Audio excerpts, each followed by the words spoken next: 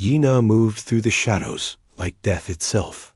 Her long, pale fingers gripped the energy blade that had killed 300 beings across 17 star systems. Tonight, that number would become 301.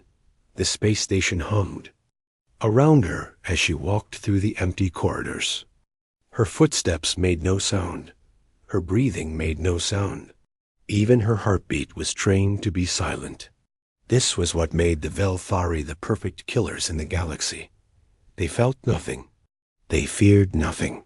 They simply completed their missions. Contract had come through the usual channels. A human diplomat named Jun-Ho was causing problems for her employers. He was trying to unite the different alien races against the crime families that controlled trade between the stars.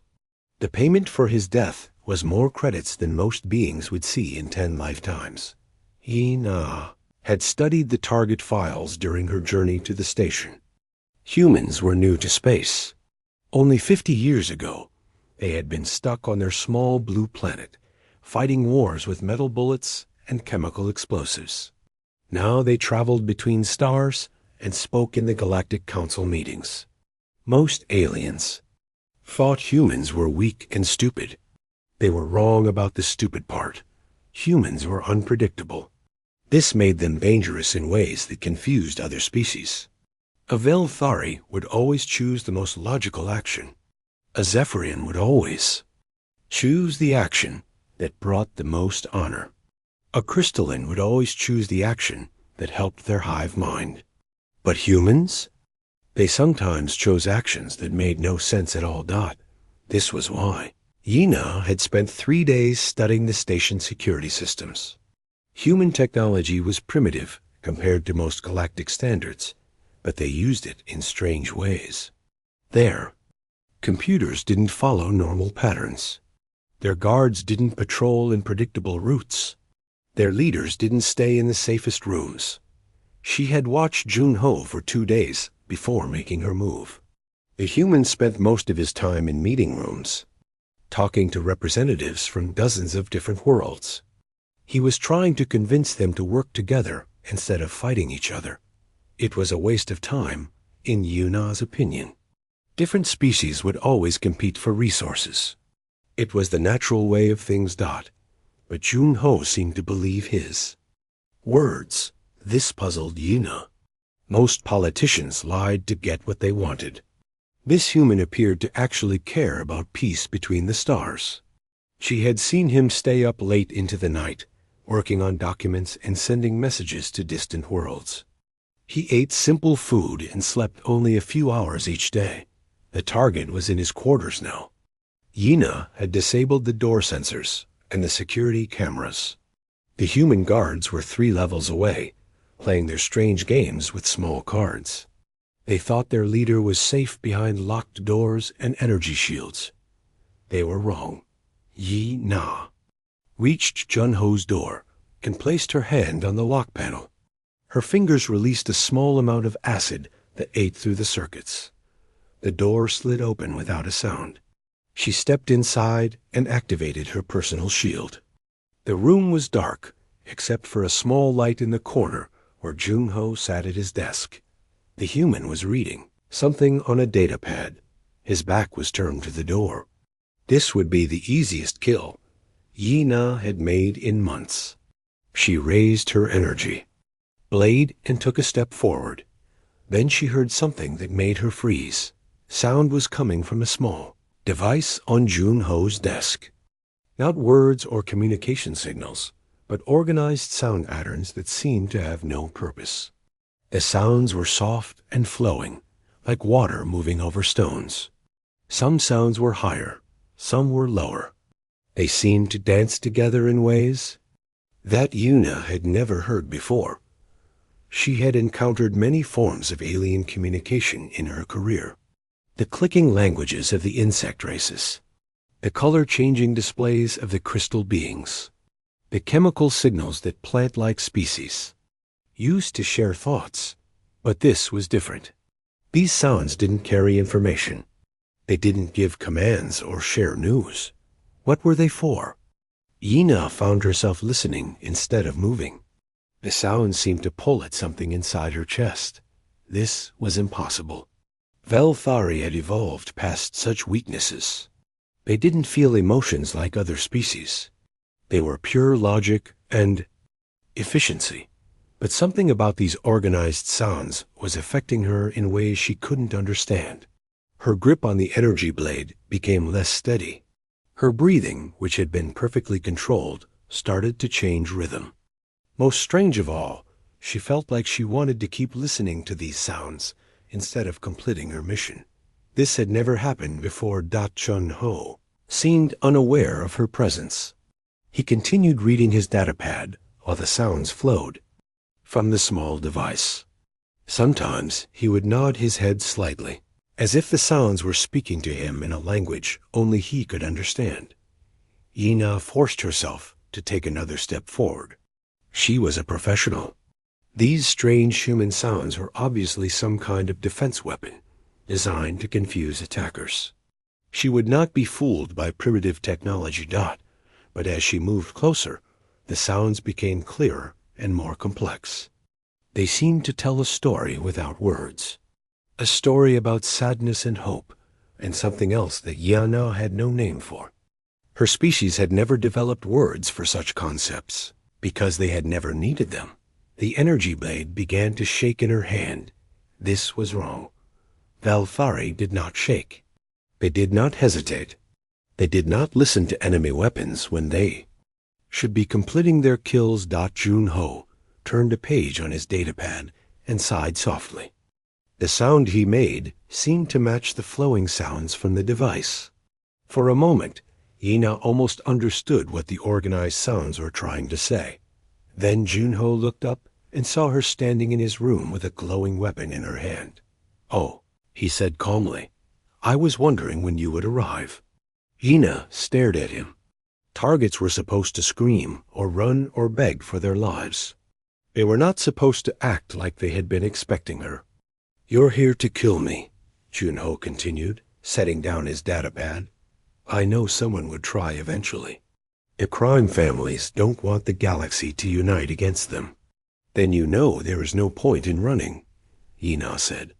Her voice sounded different than usual, less steady. "I'm not going to run," Jun-Ho replied. "But would you mind if I finished listening to this piece? It's one of my favorites. A human composer wrote it over 300 years ago, back when we still lived on just one world." Yuna looked at the small device that was still producing. The strange flowing sounds. "What is it?" "Music," Jun-Ho said, as if this explained everything. The word meant nothing to Yuna. She had never heard it before in any language. Yina stood frozen in Jun-Ho's room, her energy blade still raised, but no longer steady. The human sat calmly at his desk, while the strange sounds continued to flow from his small device. He had called it music, but that word meant nothing. To her, what does music do? She asked, surprising herself by speaking instead of simply killing him. Jun-Ho smiled, which was another thing targets were not supposed to do. "It makes us feel things. Joy, sadness, hope, love. It connects us to something larger than ourselves." These words made no sense to Yina. Velthari did not feel things beyond basic physical sensations like pain or hunger. They certainly did not connect to anything larger than themselves. They were individuals, complete and separate, focused only on their assigned tasks. "That is impossible," she said. "Sounds cannot create emotions. Emotions are chemical reactions in primitive brains." "Maybe for your people," Jun-Ho replied, "but humans are different. We need music like we need food or water. It feeds something in our souls." Souls, another word that had no meaning in Velthari. Language. The sounds from Jun-Ho's device began to change. They became slower, deeper, filled with something that made Yuna's chest feel tight. She lowered her blade slightly, without meaning to. "This part always makes me think of my own world," Jun-Ho said quietly. "Fields of grain moving in the wind. The sound of rain on my mother's roof. Things I may never see again if I die tonight. Yina tried to focus on her mission. She was here to kill this human, not listen to his strange weapon or his even stranger words. But something about the flowing sounds made it hard to think clearly. They seemed to wrap around her thoughts like fog. Stop. The music, she commanded. I could, Junho said, but why don't you listen for just a minute more? You seem to be responding to it in ways I didn't expect. Most aliens can't hear what we hear in music. This was true. Yina was responding to the sounds in ways that made no sense. Her heartbeat had started to match the rhythm of the music. Her breathing had become deeper and slower. Most disturbing of all, she was beginning to understand that these sounds were not random. They had purpose and meaning, even though they carried no information. How does it work? She asked. Junho gestured to the chair across from his desk. Would you like to sit down? I can explain better if you're not holding a weapon. I almost laughed. Almost. Velthari did not laugh. But something about Junho's calm confidence in the face of death struck her as absurd. Here was a being who should be terrified, offering to teach his killer about human culture. She did not sit down, but she did lower her energy blade to her side. Music is organized sound, Junho began. But it's more than that. It's mathematics made beautiful. It's emotion given form. When humans first developed language, we quickly learned that some combinations of sounds could make us feel happy or sad or excited. Over thousands of years, we learned to make these sounds more complex and beautiful. But why? Hina asked. What purpose does it serve? Does it help you hunt better? Fight better? Survive longer? Junho considered this. In some ways, yes. Music brings us together. When humans sing the same song, we feel connected to each other. When we're afraid or lonely, music reminds us that others have felt the same way. It gives us strength to keep going when life becomes difficult. The sounds from the device began to grow louder and more complex. Multiple layers of organized sound wove together like threads in a tapestry. Yina found herself listening to each layer separately, then trying to understand how they worked together to create something larger than the sum of their parts. This was not how Velthari thought. They focused on single objectives, single problems, single solutions. The idea of multiple things working together to create something new and beautiful was foreign to everything she had been taught. I don't understand, she admitted. That's okay, Junho said gently. Understanding music isn't something you do with your mind. It's something you do with your heart. Another meaningless word. Hearts were organs that pumped blood. They did not understand anything, but as Junho spoke, Yina noticed that the tight feeling in her chest was centered around her heart. The organ was beating in rhythm with the music, and each beat seemed to carry some of the emotion that the sounds contained. This is impossible, she whispered. Many things about humans seem impossible to other species, Junho replied. We're not the strongest or the fastest or the smartest beings in the galaxy, but we have something that most others don't. What? We dream of beauty. The music reached a point where all the different layers of sound came together in perfect harmony. For just a moment, Yina felt like she could see what Junho meant. The sounds painted pictures in her mind of things she had never experienced. Open skies, flowing water, the warmth of sunlight on skin, love between beings who chose to care for each other. And then something happened that had never happened to Yina in her entire life. Water began to leak from her eyes. She touched her face in shock. Velthari bodies did not produce excess water, unless they were damaged or sick. But she felt neither pain nor illness. The water seemed to be connected to the tight feeling in her chest and the strange new thoughts that the music had created in her mind. What is happening to me? She asked, Her voice shaking Chun-Ho's expression became sad and kind. I think you're crying. It's what humans do when we feel strong emotions. Sadness, joy, beauty. Sometimes they're so powerful that our bodies have to express them physically. I don't feel emotions, Ina said, but even as she spoke the words, she knew they were no longer true. You do now, Chun-Ho said softly. I'm sorry. I know this must be frightening for you. The music came to an end, leaving the room in silence. But the effects of the sounds lingered in Yaina's mind and body. She felt changed in ways she couldn't explain. The perfect control and focus that had made her the galaxy's deadliest assassin seemed to be slipping away, replaced by something she had no name for. I should kill you, she said, but her hand made no move toward her weapon.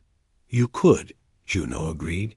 But now that you've heard music, could you really go back to a life without beauty? Yina stared at him. She had never thought about her life in terms of what it lacked. She had simply existed, completed missions, and prepared for the next assignment. The idea that there might be something missing, something that could make existence more than just survival, was as alien to her as she was to the humans. I need to understand this, she said finally. Chun-Ho smiled and reached for another device on his desk. And let me play you something else. This piece was written by a human named So-Jin. Her voice can touch souls that thought they were already dead. Yina had been in Chun-Ho's quarters for 3 hours. This was longer than she had ever spent with a target without completing her mission. The human diplomat sat patiently at his desk, playing different pieces of music and explaining what each one meant to his people. This song was about losing someone you love, Chun-Ho said as gentle sounds filled the room. The composer wrote it after his wife died. He wanted to capture the feeling of missing someone who would never come back. Yina listened to the sad, flowing music and felt that tight sensation in her chest grow stronger. She was beginning to understand that this feeling was connected to the music somehow. When the sounds were happy and bright, the feeling became warm and light. When the sounds were sad and slow, the feeling became heavy and dark. Why would anyone want to feel sadness? She asked Chun-Ho thought about this carefully. Because sadness means you cared about something. It means you loved. Something so much that losing it causes pain. And that love, even when it brings sadness, makes life worth living. Love, another word that meant nothing in Velthari language. Her people did not form emotional attachments to each other or to anything else. They cooperated when necessary, for survival, but they did not choose to care about beings who gave them nothing in return. That seems inefficient, Yina said. Maybe, Chun-Ho agreed.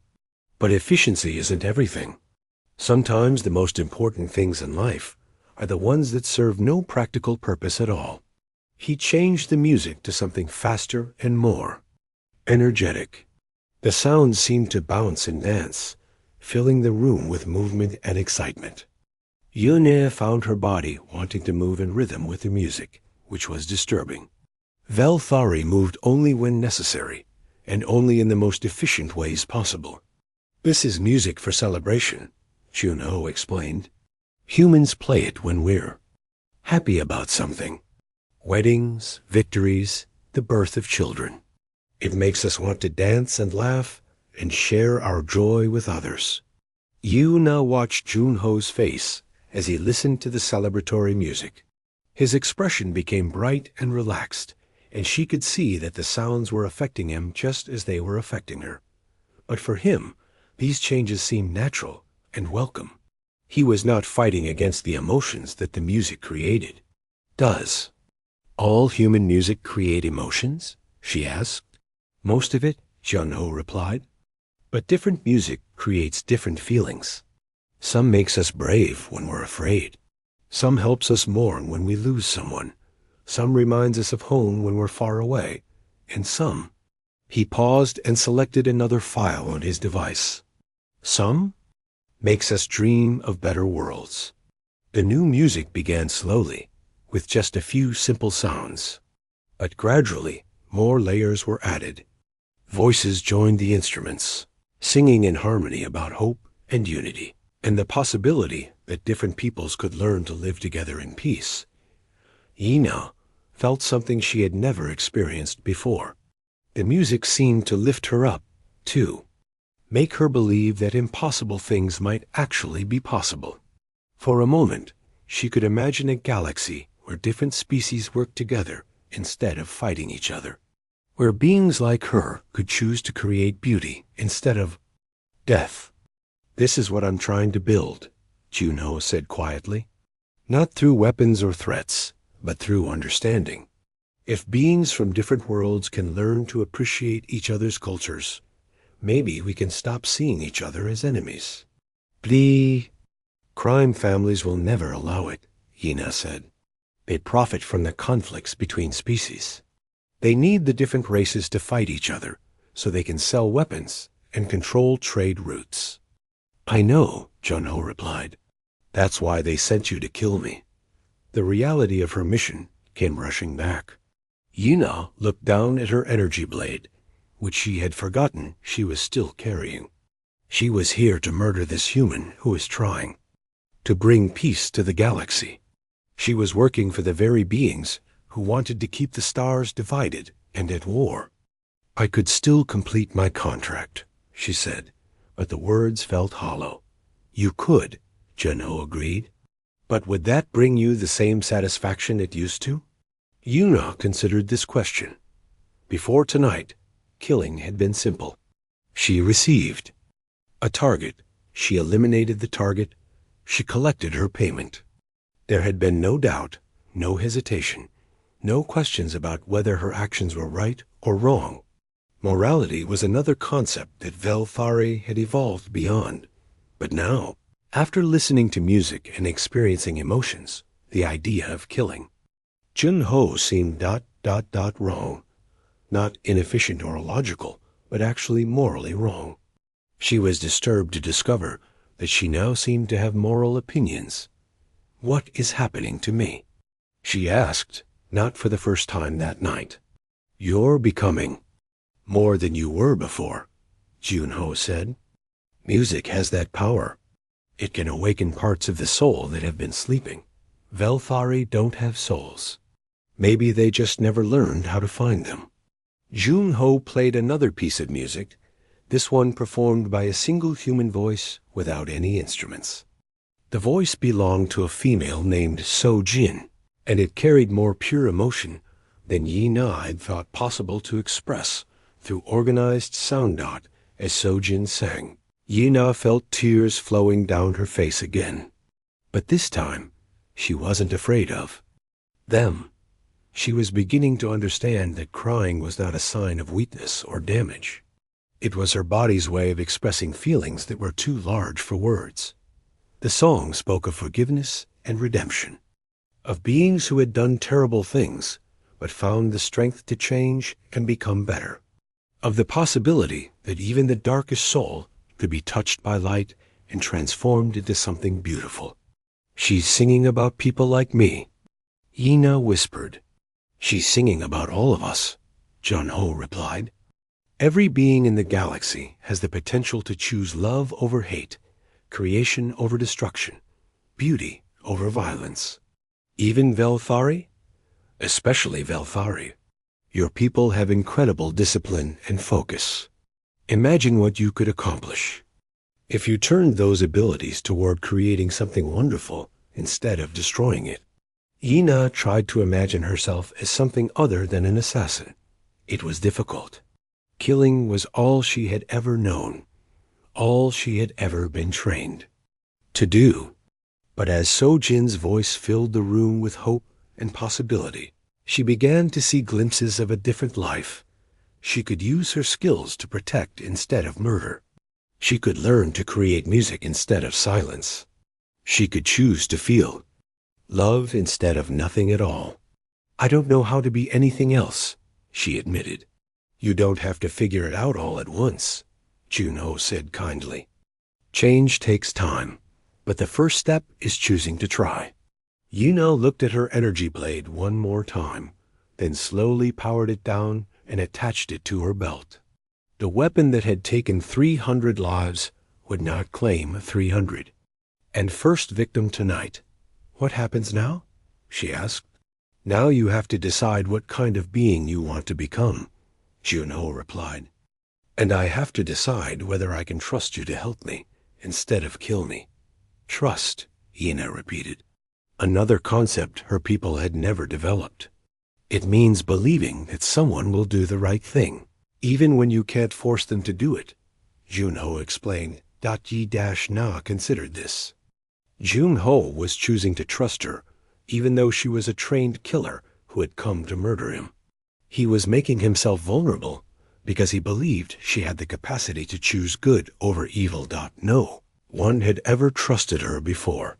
The feeling was strange and frightening and wonderful all at once. I want to help you, she said, surprising herself with the certainty in her voice. Junho smiled. Then let me play you one more song. This one is about new beginnings.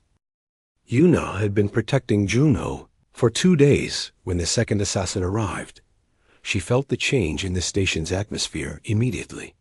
After years of hunting prey, she knew when she had become the hunted. The crime families had grown tired of waiting for her to complete her mission. They had sent someone to finish what she had failed to do. We need to move you to a safer location, Yuna told Junho as they sat in his office.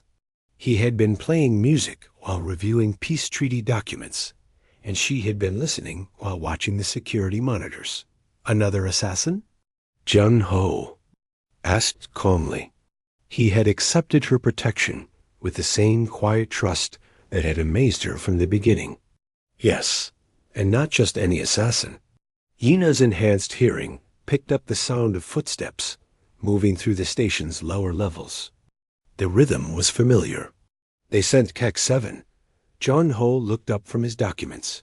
Someone you know? My former partner. Yuna's hand moved instinctively to her weapon.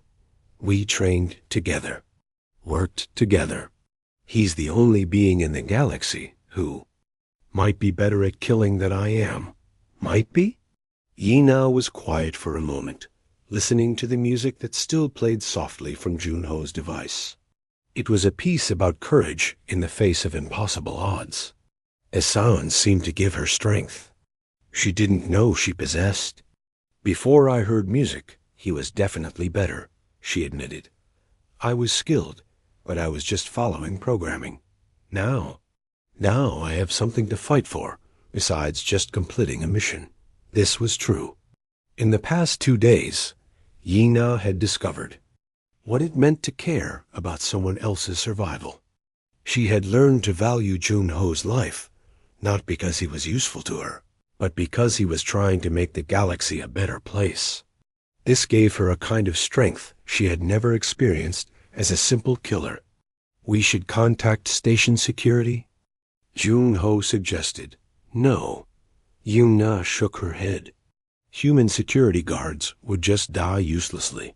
Kek 7 will go through them like they're not even there. Our only chance is for me to face him alone. That doesn't sound like a very good plan. It's the only plan that might work. Yuna stood and checked her weapons. Stay here. Lock the door behind me. Don't open it for anyone except me. Junho also stood. Yuna, wait. She turned back to him. I want you to take this with you. He held out a small music device similar to the one on his desk. If things go badly, if you think you're going to lose, play the file marked Courage. It might help. Yuna took the device, though she didn't understand how music could help her in combat. What is it? Something Sojin recorded specifically. For people who are afraid they might die, Junho said quietly. She wanted to give them strength in their final moments. The idea that someone would create music specifically to comfort dying strangers struck Yuna as impossibly kind. It was another example of the strange human capacity for caring about beings They had never met Dot. She put the device in her belt pouch and headed for the door. "Yina," Junho called after her. "Yes?" "Try not to die. The galaxy needs more beings who can learn to feel." Yina nodded and left Junho's office. As she moved through the station's corridors, she felt the weight of responsibility in a way she never had before. She was no longer just trying to survive a fight. She was trying to protect someone who mattered, someone whose death would make the universe a little darker. She found Keck 7 in the station's main cargo bay. He was standing in the center of the large, empty space, waiting for her. He looked exactly as she remembered, tall, pale, perfectly still. His dark eyes showed no emotion at all. "Yina," he said in the flat, toneless voice she remembered so well. "You have failed to complete your assigned mission." "I changed my mind about the mission," she replied, drawing her energy blade. "Velthari do not change their minds. We complete our assignments. Maybe we should start changing our minds more often." Keck 7 tilted his head slightly, studying her. "You are displaying emotional responses. This is a malfunction that requires correction." "It's not a malfunction," Yina said. "It's called feeling. Alive. Feeling is weakness. Emotion leads to inefficiency." Keck 7 drew his own blade. "I will correct your malfunction by terminating your existence." The fight began without warning.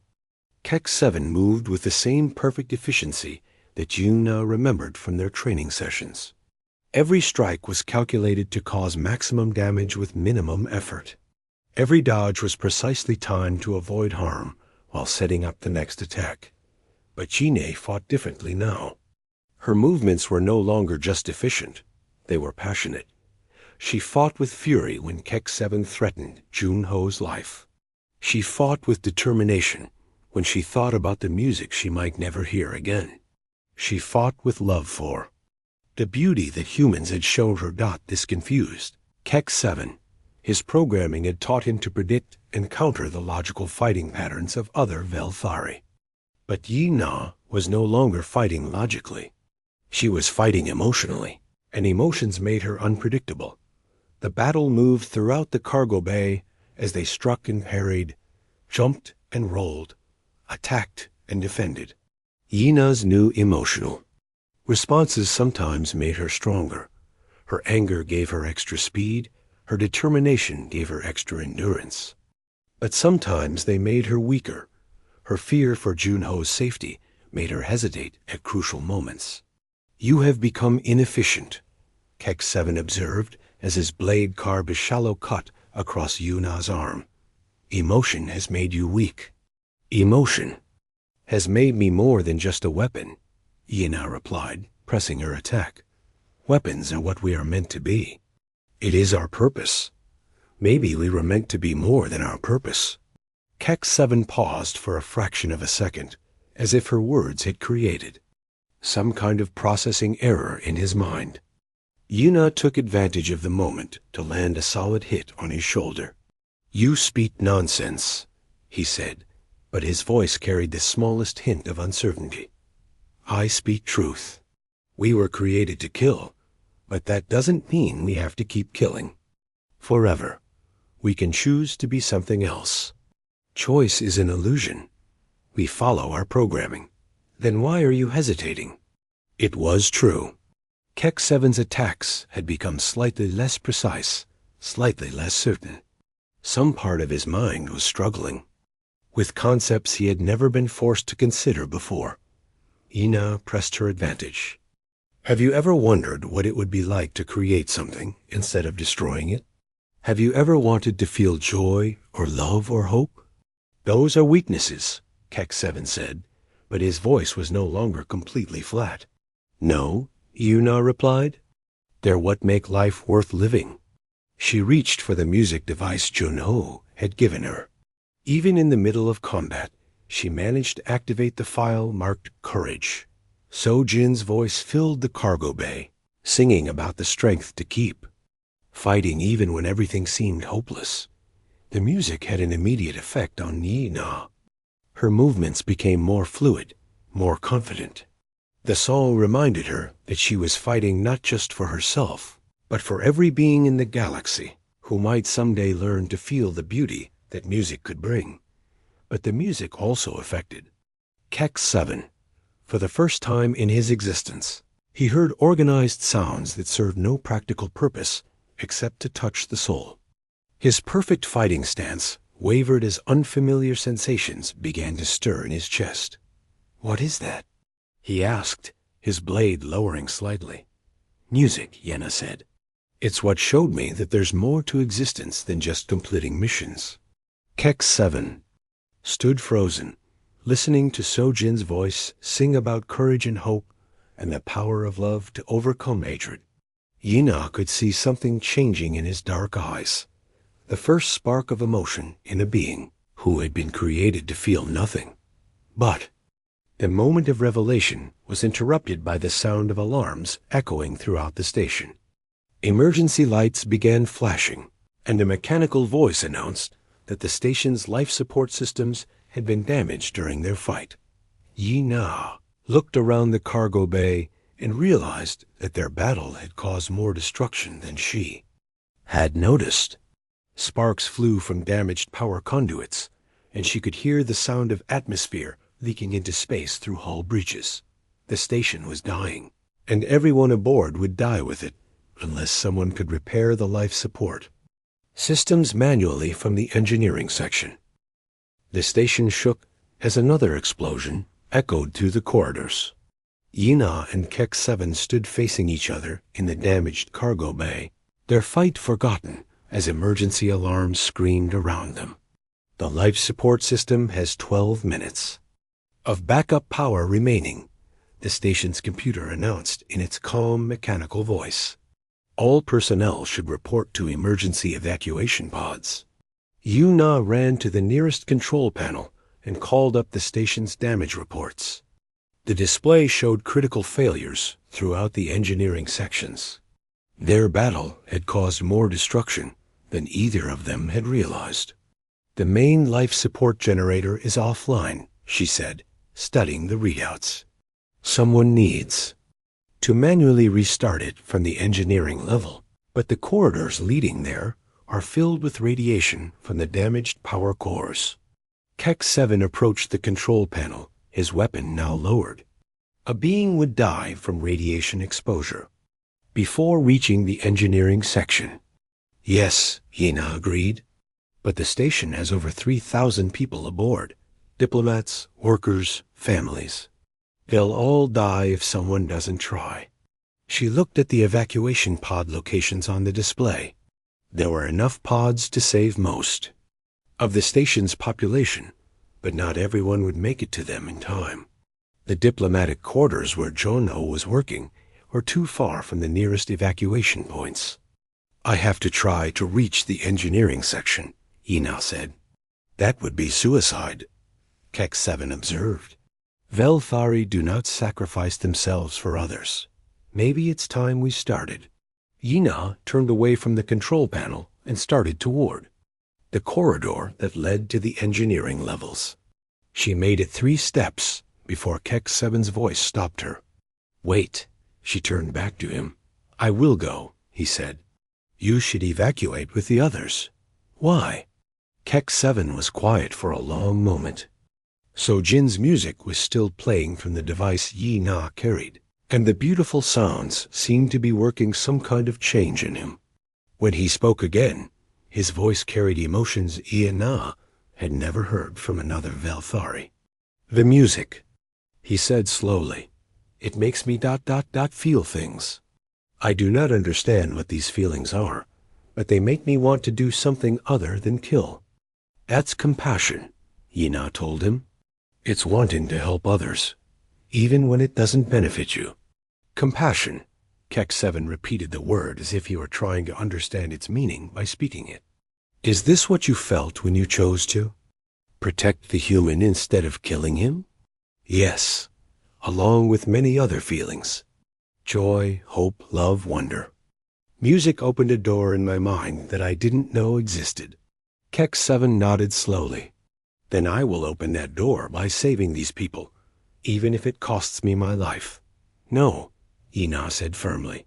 We'll go together. The engineering section is too complex for one person to handle alone.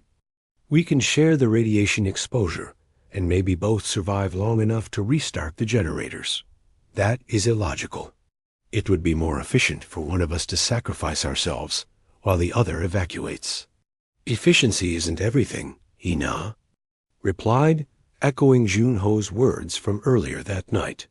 Sometimes the most important things we do are the ones that serve no practical purpose except to show we care. They ran through the station's corridors together, past panicking crowds of humans and aliens, heading for the evacuation pods. The radiation levels increased with every step as they descended toward the engineering levels.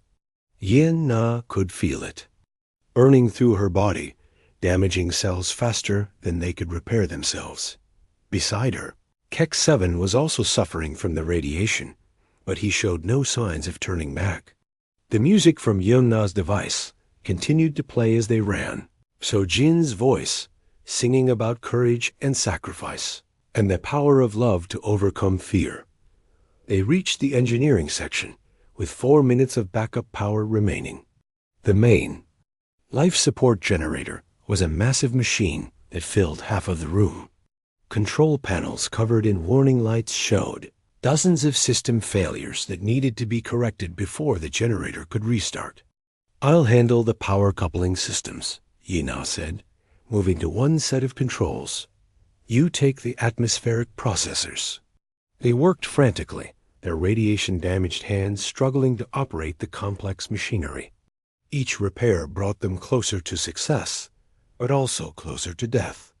Yina could feel her body beginning to shut down as the radiation destroyed her vital organs. With 2 minutes of backup power remaining, Keck 7 collapsed. I cannot continue, he said, his voice weak. The radiation has damaged too many of my systems. Yina looked at the control panels that still showed red warning lights. She couldn't operate both sets of systems alone, not in her current condition, but she had to try. Keep working on the atmospheric processors, she told Keck 7. I'll handle everything else. Yina, he said as she moved between control panels, trying to complete repairs that should have required 2 trained technicians. What? Thank you for showing me music. I understand now why humans value beauty more than efficiency. You can thank me when we're both safely off this station, Yina replied, but she could hear the sadness in her own voice. They both knew that neither of them would survive long enough to see the evacuation complete.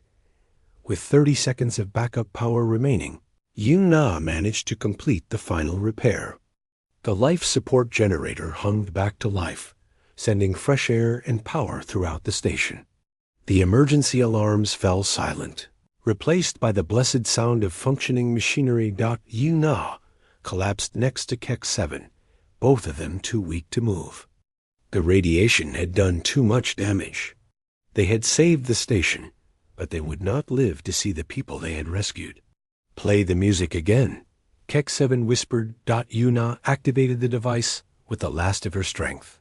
So Jin's voice filled the engineering section, singing a song about souls finding peace after doing something meaningful with their lives.